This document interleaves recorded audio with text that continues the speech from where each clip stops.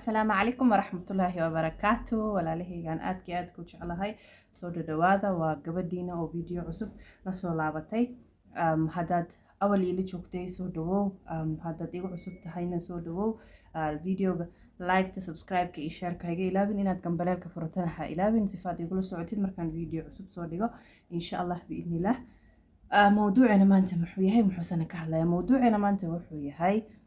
waxyaabaha aniga ahaanteydii aan nolosheyda aan ka bedelay mise waxyaabaha aan sameynaynin aan sameeyay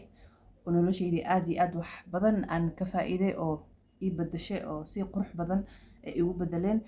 waxaana filayaa inaad adiga hadaad ku barakacdid aad wax badan aad ka faa'iidi doontid hadaad sameyso horta midda ugu koowaad aniga aan iska bedelay waxay tahay horta qof aamusan ayaan ahaa markii ugu horaantii waxaan ahaa dadka aad iyo aadka saas umaan aamusnayn laakiin waxyaabaha i dhibaayo misena qof hadduu wax iga sameeyo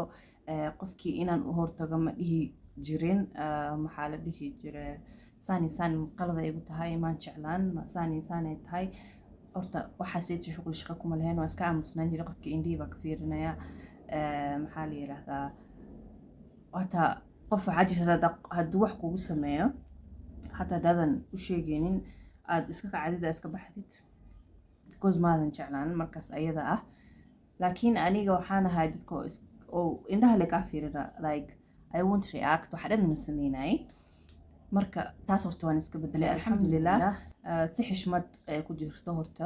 inaan qofkii u sheego saanisan maan jeclaan ma iga bedeli kartaa haddii aan arkana qofkii inuusan bedelayn mise wuxuu ka qabanaynin oo sidii ku socdo si xishmad iyo asaga aan meel ugu dhacaynin qofkii asaga ahaa aan ugu gaabsado mise meeshii ayada ahayd oo waxa lagu sameynaya inaan ka kaco oo aan maxaa la yiraahdaa ka fogaado qofkaas asaga ah because hadduu buu ku xishmeynaynin meesha meel adi lagaa xishmeynaynin inaad joogtid boorta waa qalad saa hore idinku sheegay marka horta intaan mid labaad u gudagelin ani waxaan ahaan jiray dadka oo buugaagta aad iyo aadka u qora oo wax journal la dhahayo ama diary dadka si oo garanayaan wax alaala wixii markaas aniga i dhibayo aan ku qori jiray markaan ku qoro at least waa nafisaya sidii bay ahayd marka hadda waa iska dhaafay in muddo ah waan qoraa weli but at least waxaan noqday qof open ah oo dhibkeeda ka hadli karto oo waxyaabaha aysan jecleen ay ka hadli karto haddaan ka hadli karina oo aan qofkii asaga ahaanbo aan iska dheereeyo midda labaad haddaan u gudagalno waxay tahay more focused inaan ku noqdo waxyaabaha aniga aan rabo mise hamiga aniga aan leeyahay awalkii hore waxay ahayd markaan wax fulinayo mise wax markaan sameyn rabo aan ka fikiri jiray heblow muxuu dhihi doonaa heblaay maxay dhihi doontaa sidee lagu marka ani hamigeyga horta wuxuu ahaa buugyaal inaan soo qoro waan ku guda jiraa buugeyga labaad buugeyga hore wuxuu ahaa overcoming depression waana 2019kii ayaan soo bixiyey Octoberka waan ka gaabsaday waxyaabo badan awgeed bad alxamdulillah hadda waan soo laabtay buugga labaad jidka ayuu kusoo jiraa dabka ayuu saaran yahay maa la dhihi jiray marka taas waa kow inaan qoraayo maa la dhahaa weyn inaan noqdo insha Allah biidnillah waxaana garab igu siinaya waa xaajigeyga alxamdulillah ilaah khayr Allah siiyo isaga igu dhahay wax alaala wax niyadaadii oo ku jiro oo hami ah inaad fuliso isku day sanadkan waana bilaabay wax alaala wixii xalaal ah oona ilaahay ka raali yahay oona maxaa la yiraahdaa dib aysan aniga ahaan ii geysanaynin ama qoyskayga u geysanaynin inaan ku kaco marka insha Allah biidnillah taas waa midda labaad midda saddexaad maxay tahay horta aniga dadka badan waan ahayn bulshada yacni asxaab badan iyo dadka iska horta marka intaanan aan qoys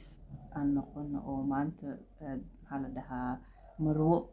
la qabo meel degan aan noqon oo joogay cideena waxaan ahay dad badan maan dhexgali jirin horta asxaab waan lahaa bad asxaab saas u badan maan lahayn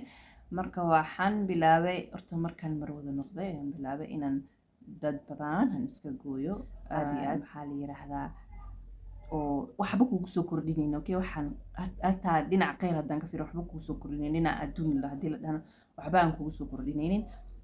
inaan iska gooyo alxamdulillah marka at least a peace of mind waan leeyahay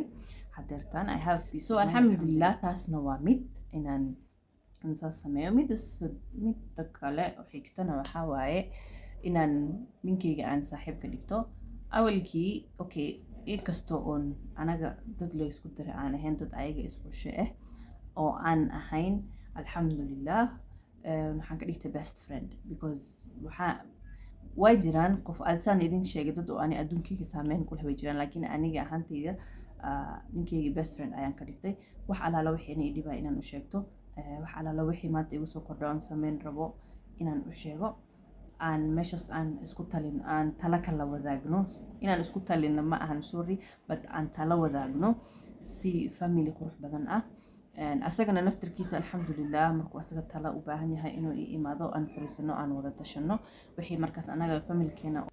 yacni markaas wixii qoyskeena u ladan inaan ku kacno iyo ehelkeena. maxaa la yiraahdaa alxamdulilah marka isuma talino waan tala wadaagnaa sidii la dhihi jiray. alxamdulilah biidnillah. inta haysanina allaha siiyo, inta haysatana ilaaha barakeeyo dhihi lahaa qoys qurux badan biidnillah. midda kaleeto classes ayaan bilaabay. classes wax yar waaye ma waa training course weeyaan. wuxuu bilaabanayaa 24th aan jeclahay bishaan 24keeda ilaa iyo 28keeda miyaa mise 30keeda insha allah probably waa xalla online weeyaan. marka subscribe tahayga ilaawina, like tahayga ilaawina, share kahayga ilaawina, comment ka maxaa la yiraahdaa gambaleelka furto mar alla markaan video cusub soo dhigayo sifaad aad ula socotaan. marka insha allah please and xalla subscribe ta horta hayga ilaawina. maxaa hadda videogan aad aragtid adoona subscribe gareenin ha iga tagin walaal. soo dhawow gacmo furan niyad saafi ah ku soo dhawow. waxyaabo badan ayaan kusoo diri doonaa oo interesting ah. marka insha allah biidnillah isla socod wanaagsan. waa intii aan video dambe aan ku kulmi doono. marka assalaamu calaykum waraxmatullaahi wabarakaatu.